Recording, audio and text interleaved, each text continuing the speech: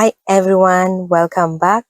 And today we'll be reading the story How the Rooster Got His Crown.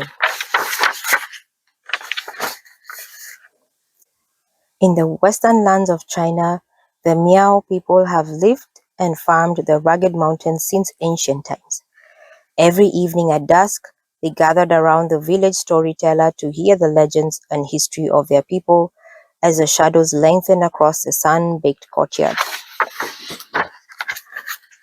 Long ago, when the world was new, there was not one but 6 suns blazing in the sky. The burning heat was relieved every summer by cooling rains, but one year after the farmers had planted their crops, the rains refused to come, and the heat of the 6 suns dried up all the tiny seedlings. At this time, Yao was the emperor of China. When he saw the 6 suns burning up the crops, he was filled with great sorrow, for it meant that his people would starve.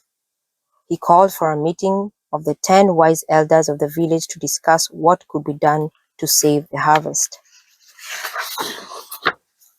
"We could weave a giant basket and shield the crops from the suns with it," said one. "Yes, but how will we attach it to the sky?" asked another. They were silent with thought. After a long pause, the eldest spoke up. "There's only one way.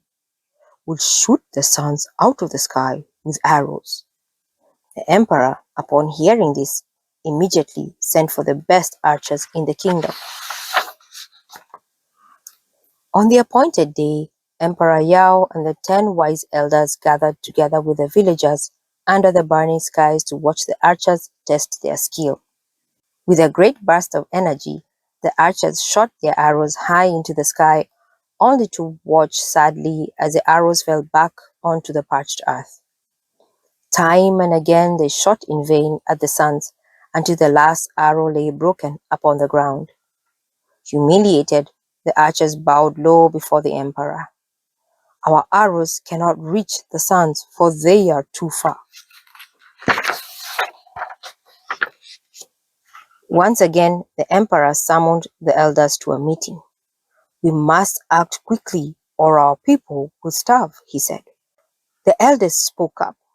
"Why not ask Prince Haoyi from the land beyond the mountains to help us? He is said to be very clever, and his skill as an archer is known throughout China."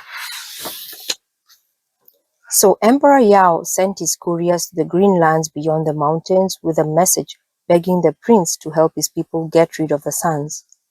The prince agreed and left for the Miao kingdom right away. Once again, the people gathered under the hot skies to see if Prince Haoyi would shoot down the suns. They watched in silence as the prince lifted his mighty bow, then slowly laid it down, realizing that his slender arrows would never reach the suns.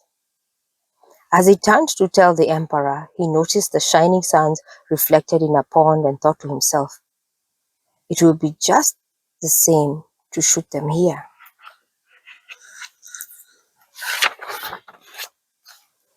With one strong motion, he drew his bow and let loose an arrow into the heart of the first sun, which sank into the bottom of the pond. He fired again, and the second sun disappeared. 1, 2, 3, 4, 5 times he shot his arrows, and 5 suns disappeared into the shadows of the pool with a great hissing noise. When the 6th sun saw what had happened, he became so frightened that he fled from the sky into a cave behind the mountains. The villagers cheered the mighty Prince Haoyi and celebrated with dancing and a feast that lasted until the small hours of the morning. Tired and full of good food and drink, they returned to their mud huts to dream of the upcoming harvest. When they awoke from their long sleep, they were surprised to find that the sky was still dark. The sun, fearful of Prince Haoyi's mighty arrows, had refused to come out.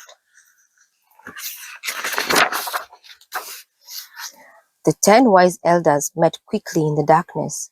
They begged the sun to come out and shine for them, but he remained in his cave.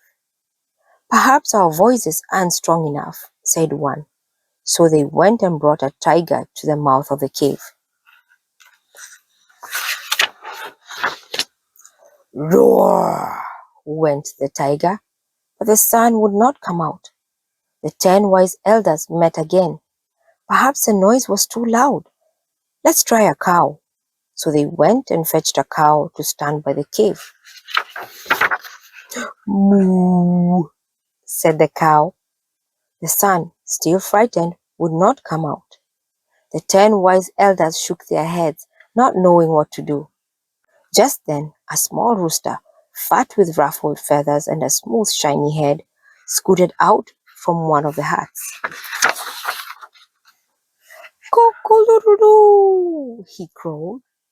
The sun, who was listening, said to himself, "What a lovely sound!" He peeked out over the horizon to see what could be making it. As he slowly came out of his cave, the people began to cheer.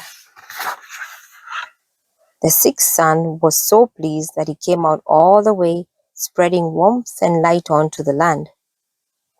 When he spied the rooster who made the sound, he fashioned a small red crown and gently placed it on the rooster's head as thanks.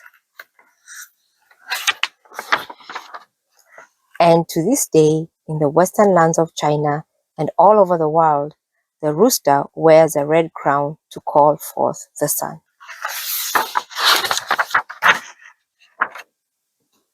The end. I hope you enjoyed this story, and I'll see you on the next one. Bye for now. Please like, share, and subscribe for more awesome stories. Thank you.